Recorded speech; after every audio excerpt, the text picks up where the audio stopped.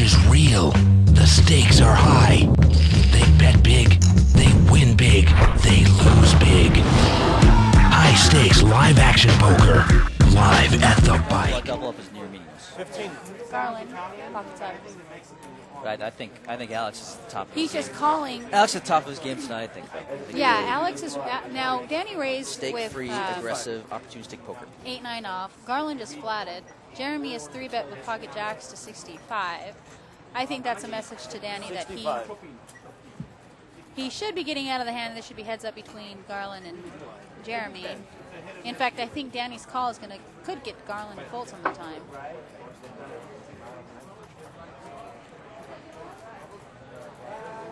Garland starting the hand with just a little over $500. Danny back to his old ways here. 3 players.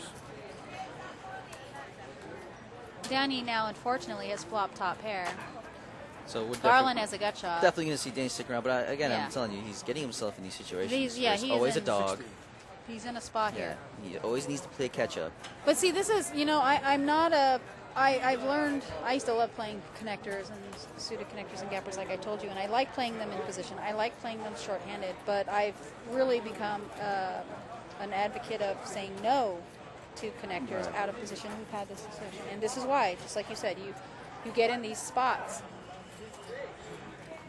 Garland's going to call, hopefully, I don't even think he wants it a set here. He just 7 or an 8 here would be an interesting card. We do have the third spade to hit the board. The only player with that is already in the lead with Jeremy with the jack spades anyways. Yeah, Jeremy's going to look, he knows he's got 2 blackjacks. That means he knows he's got the jack of spades. He doesn't like the fact that he got called 2 ways and that the flush hit. That is just a very texturized.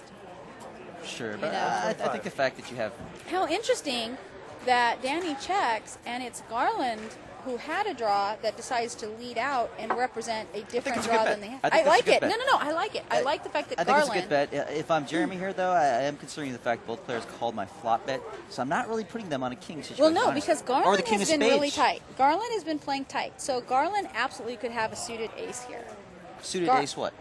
Ace, 10 of spades, ace, queen of spades, ace. Right. Obviously not ace jack. See, does Garland have enough money to get him off the pot? I think he does. Yes and no, because that's what we think about. Okay, so what did Garland come with? He can't have ace jack. I have the jack of spades. He can't have ace queen some of the time. He can't have ace 9. The 9 of spades is out there. He can have ace 10, so he can either have ace 10 or ace queen. But is Garland going to bet also out sometimes? It's unlikely, based on the way we've seen Garland play, that he floated with ace king, king jack, king 10, king queen. So he doesn't have a king. So what did he call with on the flop? A draw. We can pretty much assess that Garland either called the flop with an overpair, a set, or a draw. Well, what has happened? A draw has gotten there. Wow. No, I think the fold is correct. If we put now, we know you. No, and I think the fold is correct too. You and I both know Garland called with a draw. He represented that he called with a draw. So it's absolutely possible for him to represent that, okay, well, maybe that's not the draw I wanted, but everybody knows I'm on a draw. Draw got there. They checked to me, I bet. We'll see if Danny still thinking here. No, Danny's folding. Danny's just kind of posturing. He's probably going to fold because he checked, knowing that somebody that he believes that Garland has a draw. Danny calling. No, Danny's got a raise or fold. Actually, Danny's got the best hand right here. Danny calls. He's trying to improve, though. 20 minutes. I think Danny's made a read here. This will be very interesting if the players show their hand. How much does he have left? Garland's got 260. He's got to push it all. This is the only possibility. Yeah, Danny can't fold anymore. Danny does not have any fold equity. Danny will have to call any bet that Garland makes. So Danny's just going to put them all in. Based on exactly what I said. Danny's decided, when he decided to call, he decided, depending on what came, if no spade came, he was just going to put Garland all in. And sure enough. It does work out for Danny there in the end. It does.